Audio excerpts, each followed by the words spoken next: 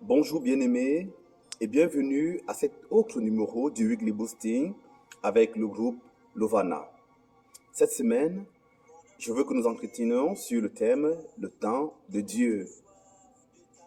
Dans la vie, il arrive que nous fassions face à des situations difficiles. Ces situations difficiles, quelquefois, nous amènent à interroger notre engagement à la suite du Seigneur. Ces situations difficiles sont déjà à compromettre notre marche à la suite du Seigneur non seulement, mais aussi à altérer nos capacités à faire confiance à ses promesses. Ce sont des situations où nous sommes dans l'incapacité de fonder une famille, par exemple. On a attendu jusque-là d'avoir aussi part à la joie de l'enfantement, mais ça n'est pas arrivé. On a fait ses études et on attend avec ardeur notre premier emploi. On veut réaliser ce projet d'entreprise qui tarde à venir. On veut accéder aussi au mariage, mais les choses sont toujours compliquées.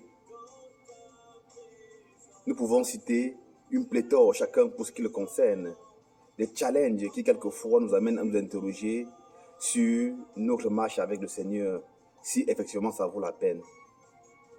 La parole de Dieu dans Galates 6, verset 9 nous dit « Ne nous lassons pas de faire le bien, car nous moissonnerons au temps convenable si nous ne nous relâchons pas. » Amen. La parole de Dieu nous parle ici du temps convenable. Il s'agit d'adosser notre vie sur le Seigneur. Il s'agit pour nous d'adosser, bien-aimés, notre vie, nos projets, nos désirs profonds sur le Seigneur, afin qu'au temps convenable, lui qui est maître des temps et des circonstances, il puisse accomplir pour nous ce qu'il a promis dans sa parole. Et nous savons que notre Dieu n'est pas un menteur, comme sa parole nous le confirme également. À quoi aurait servi, bien-aimés, que nous militions